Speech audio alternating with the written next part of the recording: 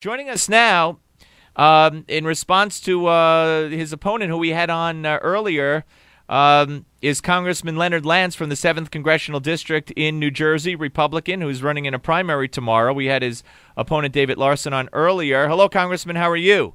Fine, Steve. How are you? Thank you for having me on. Well, you know, we did make the offer at the time, as I indicated when I was talking to Larson. Not through the, we went through the ad buying people for both candidates, and he was the only one who responded in the affirmative. So, having said that, you could thank Peter King for switching a time when you see him, because that's the only way we're able to squeeze this one in. Now, I will see him tomorrow on the floor of the House. All right. Let me ask you this.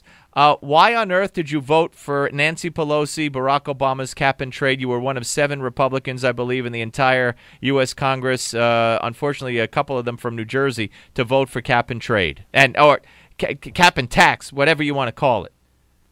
Thanks for the question. Great question. It was favored by the nuclear power industry, and I very much favor trying to build new nuclear power plants in America, and we need a strategy moving forward to build. So you mean to build nuclear power plants? If the Senate passed a comparable version, you would have people being unable to sell their homes until the government comes in and inspects their homes and gives them a green stamp of approval, and they do thousands of dollars in work in greening their home.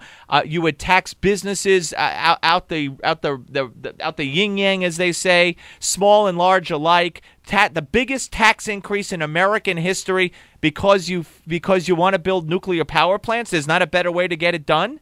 I hope there is a better way to get it done. What I have said is because we've absolutely made no progress with our competitors, China and India, in Copenhagen, that I wouldn't vote for it again. And I agree with you that we need a strategy for nuclear power plants. And I do not think the Obama administration has a strategy, and we've not build a nuclear power plant in this country in 35 to 40 And he's not going to build one, and he's not going to drill for oil, and he's not going to do any of that. It's all lip service. I agree with that, Steve, and we need absolute action and not just lip service regarding nuclear power. And I hope that the tragedy in the Gulf of Mexico does not mean that we cannot continue to drill. We just need a fail-safe when a situation like this occurs. Well, maybe we also don't put the oil, make them drill, all the way out at sea, and where they're unable to send anybody down there to fix anything. But let me ask you, so help me through this. The largest tax increase in American history by many, many, many estimates, and you were okay with that at a time when unemployment was through the roof, and still is, but even back then it was we were still not, quote unquote, we're not out of the recession, but then we were not even pretending to be out of the recession, and you voted for the biggest tax increase in American history, all centered around your quest to build nuclear power plants? I don't get it.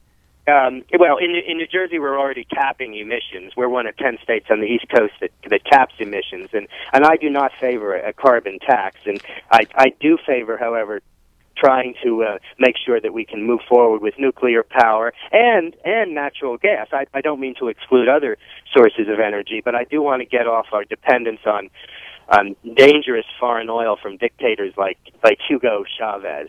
You mean Obama's friend? Well, unfortunately, that's the case.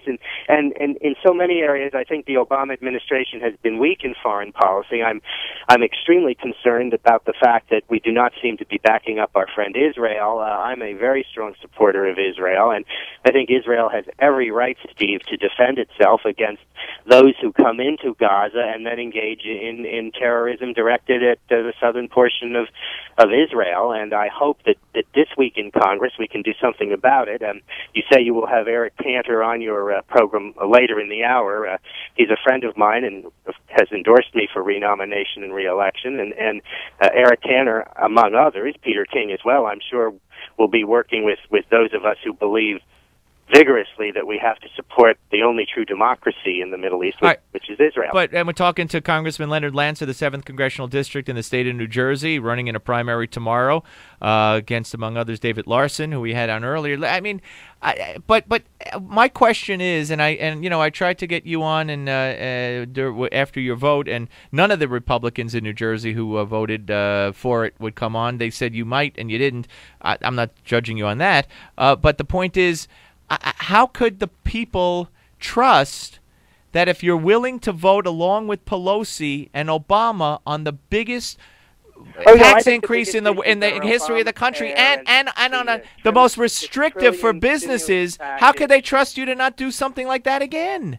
Well, because I voted against Obamacare, the $1 trillion stimulus package, his budget of $3.6 trillion, a $700 billion 9,000 earmark spending bill, against TARP, against raising the federal debt ceiling, voted to audit the Fed and crack down on Fannie Mae and Freddie Mac, and then personally, as a matter of personal responsibility, and I think, Steve, it's always important for Republicans to be involved in personal responsibility. I've always paid my property taxes on time. All right, but the ads that I hear, some of them imply that he didn't pay them. But he, as he explained, he when he didn't pay them on time, he paid them with what he could because he had a business to run and put the money elsewhere. But paid with interest and has now paid it all back. I mean, that's something most people in this environment could relate to. I mean, it's not like I fundamentally disagree with that. So you're saying you're saying the law came after him for not paying his taxes? Is that what you're saying?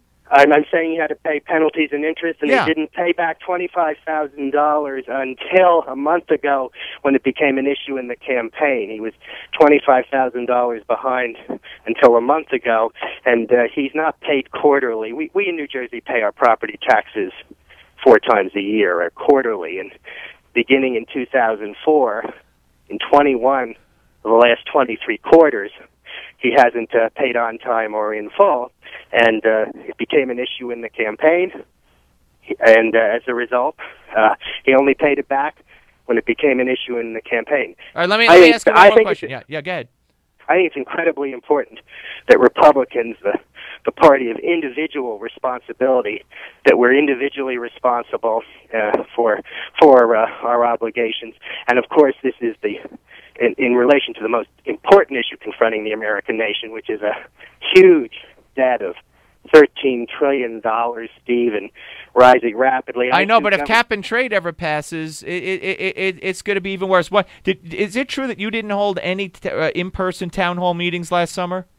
No, I was in Israel. I did hold a very vigorous town hall meeting in February, where there were 500 people, and I fully discussed all of the issues involved. And I want the public to know that you were in Israel the whole summer last summer? No. I was in Israel for 8 days. All right, but you didn't hold. You held a tele town hall meeting, but you didn't show up at a town hall meeting.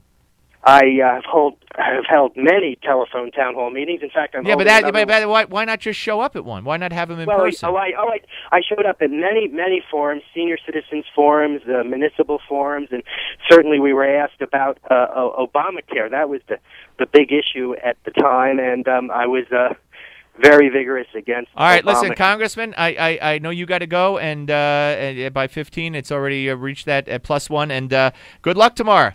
Well, thank you, and I appreciate you having me on, Steve. All right, thank you. That's Congressman Leonard Lance.